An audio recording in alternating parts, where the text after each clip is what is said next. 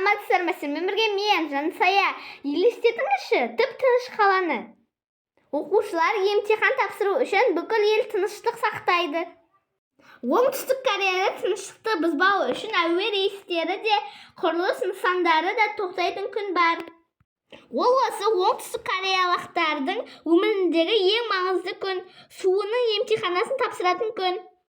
Бұл жүздеген студенттердің болашағын шешетін күн, олар университетке түсуге арналған ұлттық күн. Бұл күн емтиханға кешігіп қалмас үшін жолдардағы көлік жүруі тоқтайды. Осы күні қоғамдық көліктер оқушыларды емтиханға тегін тасиды.